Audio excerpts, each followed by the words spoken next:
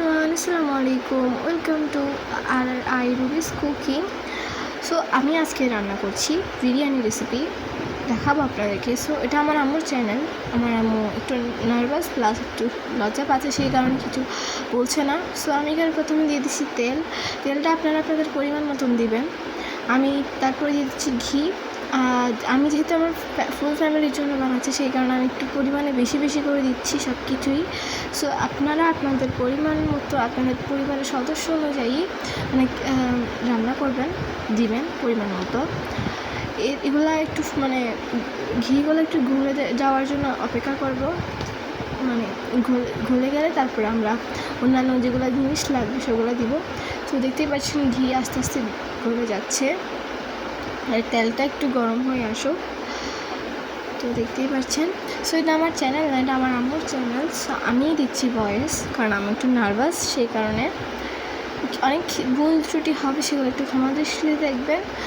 আর হচ্ছে এখানে আমি তারপরে দিচ্ছি হচ্ছে রসুন বাটা, পেঁয়াজ বাটা, আদা বাটা, তাও পরিমাণ মতন, আপনারা আপনাদের পরিমাণ মতন দিবেন। তো এখানে দিয়ে দিয়েছি। তো এগুলো দিয়ে দেওয়ার পর একটু নাড়াচাড়া করে নিব ভালো করে, মানে যাতে এগুলো একদম কালার চলে আসে। তো দেখতেই পাচ্ছেন আমি এখনও দিচ্ছি, কারণ হচ্ছে মানে আমার আম্মু দিচ্ছে এখনও, কারণ আমাদের অনেক দেওয়া লাগতেছে। এইখানে প্রায় 15-16 জনের মতন রান্না করা হয়েছে, তো এই কারণে বেশি বেশি। তো দেখতেই পাচ্ছেন। তো আমরা কিছুক্ষণ নেড়ে নিব, মানে নাড়াছাড়া করে নিব যতক্ষণ না ওগুলা পেঁয়াজগুলো তেলগুলোর সাথে একটু মিশে যাচ্ছে আর একটু লাল লাল টাইপের কিছু হয় না একটা। সো মানে পেঁয়াজগুলো আর পেঁয়াজ বাটা, রসুন বাটা, আদা বাটাগুলো ভালো করে মিশে যাচ্ছে। সো দেখতেই পাচ্ছেন। কিছুক্ষণ নেড়ে নেওয়ার পর এখানে দিয়ে দিচ্ছি পোলাও পাতা সামথিং কিছু। সো আমি জানি না এতটুকু, বাট ওগুলো হয়তো পোলাও পাতা, অনেকেই চিনবেন। সো যারা চিনবেন তারা কমেন্ট একটু বলবেন পোলাও পাতা হয়তো। তো পোলাও পাতা দেওয়ার পর একটু ভালো করে নেড়ে নিব। তারপরে আমরা মানে যেগুলো লাগে আর কি, যেমন ধরেন এই এলাচ, তারপরে দারচিনি, লং ইত্যাদি যেগুলো দেওয়া লাগে এগুলো দিচ্ছি, দেখতে পাচ্ছেন। তো ওগুলো দিয়ে ভালো করে নাড়াচাড়া করে নিব, তো যাতে মানে এগুলো সব মিক্স হয়ে যায়। এখানে আমি আমার পরিমাণ মতন দিছি, আপনারা আপনাদের পরিমাণ মতন দিবেন। তো দেখতেই পাচ্ছেন, বুঝতেই পারছেন। আমরা ভালো করে নিয়ে নেব, তারপরে দিয়ে দেবো তেজপাতার দেওয়ার পর আবার ভালো করে নেড়ে নেব।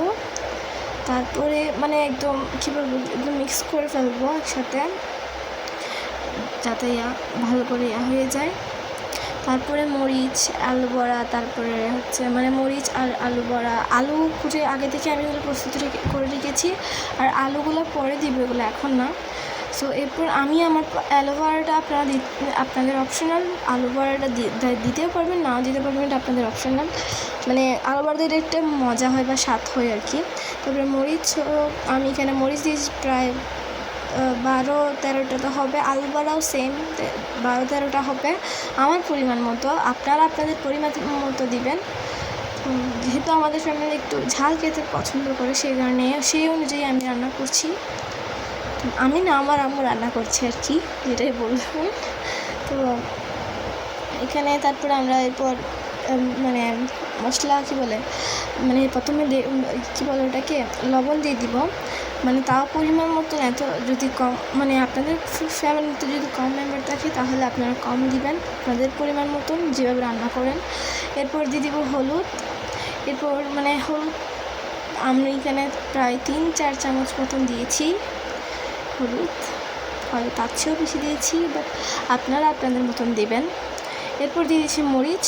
বললাম প্রথমেই আমার ফ্যামিলি একটু মানে আমাদের ফ্যামিলি একটু মরিচ একটু বেশি পছন্দ করে ঝাল, সেই কারণে একটু ঝাল বেশি দিচ্ছি। তো বুঝতেই পারছেন ঝাল, বাট আমি একদম ঝাল পছন্দ করি না, মোটামুটি, অত বেশিও করি না। এরপর এটাকে কী বলে, ধনে মশলা মানে গরম মশলা টাইপের, ধনে মশলা না কি বলে ওটাকে, ওটা আপনারা কমেন্টে লিখে দিবেন কী বলে ওটাকে, ধনে মশলা না গরম মশলা যেটাই বলুক। তো ওগুলো দিয়ে ভালো করে নেড়ে নিব মশলাগুলো দিয়ে। এরপর মেন ইম্পর্টেন্ট যেটা বিরিয়ানি মশলা, সো বিরিয়ানি মশলা দিয়ে দিব। তো এরপরে দিয়ে দেওয়ার পর ভালো করে নেড়ে নিব। নেড়ে নেওয়ার পর এখানে আপনারা জাস্ট সব কিছু দিতে হবে যা যা দিচ্ছি, বাট আলু ভাড়া যেটা দিয়েছি ওটা অপশনাল, ওটা আপনারা দিতে চাইলে দিতেও পারেন, না দিতে চাইলে কিছু মানে সমস্যা নাই কোনো, বাট ওটা দিলে একটু স্বাদ হয় আর কি।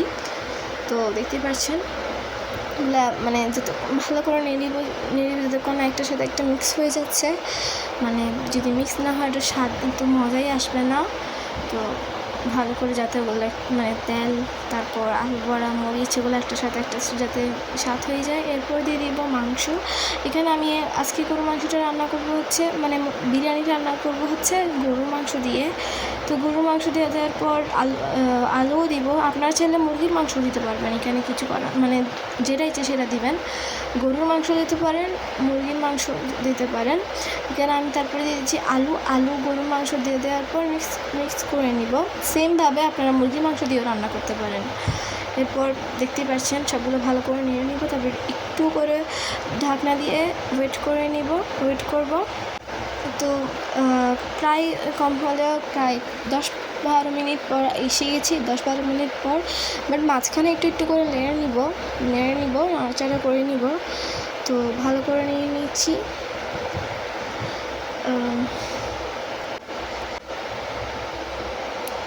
যাতে একটার সাথে একটা মানে মিক্স হয়ে যায়।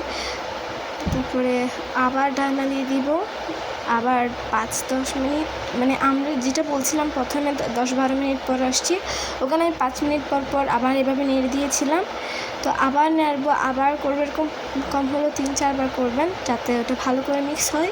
তো 3-4 বার করার পরে দেখতে পাচ্ছেন আবার নাড়ছি। এটা সব মিলে নয় 5 বার হলো।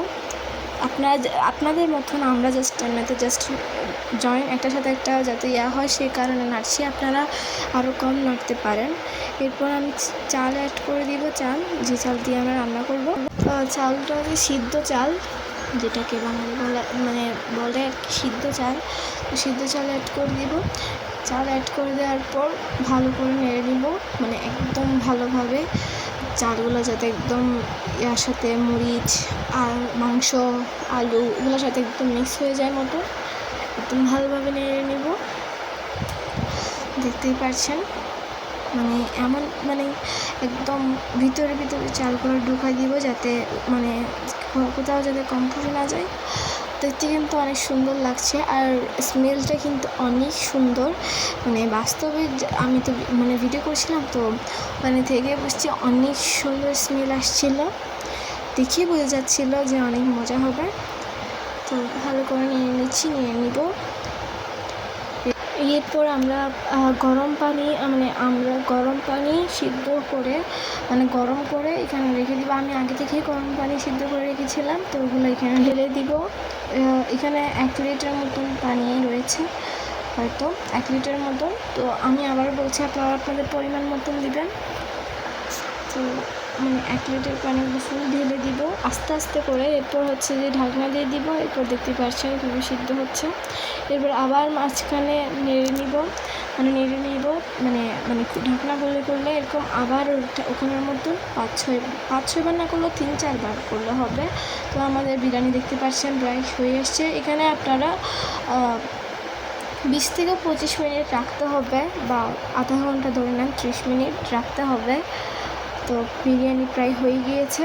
তো আম্মু এবার আবার ঢাকনা তুলে আবার নেড়ে নিচ্ছে। এরপর নিচ্ছে চুলা থেকে নামিয়ে সবাইকে সার্ভ করছে, সবাই অনেক মজা হয়েছে বলছে। তো দেখতে পাচ্ছেন আমার আরেকটা চ্যানেল আছে আরআই ইরাস ব্লগস, প্লাস আমার আরেকটা চ্যানেল আছে আরআই ইরাস আর্ট অ্যান্ড ক্রাফটস, দুটোটাই আমার চ্যানেল, এটা আম্মুর চ্যানেল। তো সবাই বেশি করে সাপোর্ট করবেন, আর বিরিয়ানিগুলো অনেক মজা হয়েছে। তো এতটুকু ছিল আজকের ভিডিও। সবাই ভালো থাকবেন, সুস্থ থাকবেন, আর বেশি করে সাপোর্ট করবেন। বাই বাই, আল্লাহ হাফেজ।